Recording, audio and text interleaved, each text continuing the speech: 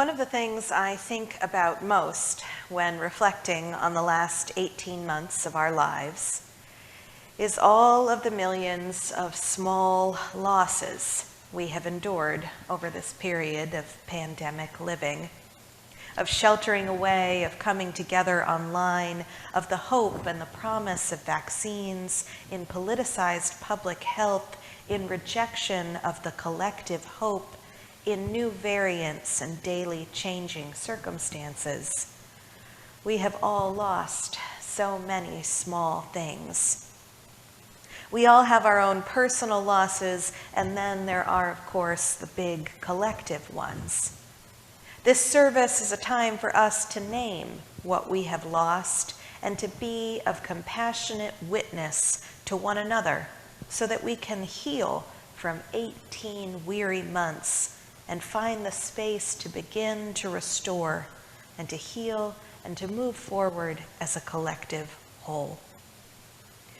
One of the troubles with grief is that it hurts, and our culture has urged us to ignore and push past it. For public radio, Megan Devine wrote in June of 2021, "We all need a break from the pain and uncertainty of recent months, and yet the quest for normalcy could override our need to process what's happened to us. This kind of cognitive distancing we're seeing now is a normal human trait. As humans, we manage emotional intensity by forcing some space from it. We tend to approach things as an oppositional equation. You can either focus on your losses or you can celebrate the future. You can stay in the dark, hard moments of the pandemic, or you can celebrate your survival. Which one will it be?" Processing trauma, and COVID has indeed been a trauma, truly takes time. It requires us to straddle the liminal space that Megan Devine references. You can both stay in the dark, hard moments of pandemic and celebrate your survival. We can feel more than one thing at once, but often we're encouraged not to. Grief requires us to name what we have lost, to say out loud the things that have been stressful and scary and sad. Grief is, in part, naming our feelings so that we can begin to comfort the most tender parts of ourselves. Today is a time to name together what we have lost. Today is a moment we can pause. This is a chance to soothe what continues to worry our souls so that we can stretch into the joy and possibility and healing that could be our collective tomorrow if we shift to a space where we have healed enough to welcome it in. In the second week of September, we will celebrate our second virtual yearly kickoff. Our theme for the year, as voted by the board in August, will be, "Everything is going to be all right as long as we're together." This year, we're leaning into our collective healing. In a few weeks, we will be celebrating kickoff.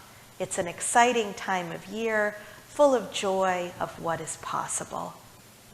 But before we move to joy in the continuing wake of living in pandemic, to move to joy, we must first move through grief. Today is our opportunity to do that. Consider this to be a time of sharing and prayerful intention. I invite each of you now to pause and reflect over the last 18 months. I invite you in the chat, or you can raise your hand in the participant function if you'd like to share with the group out loud. I invite you in the chat to name the losses that you have experienced and to say the prayers of hope and healing that you carry in your heart.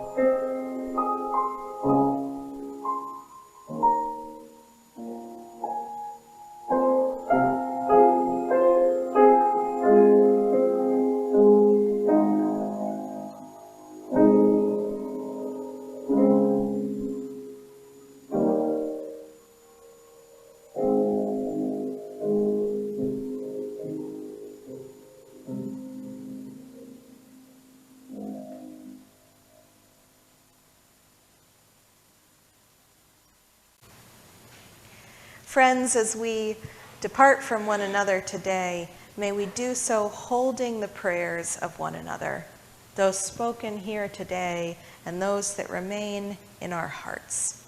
And may we lean towards hope, knowing that ultimately, no matter what comes our way, everything is going to be okay as long as we're together. Amen and blessed be.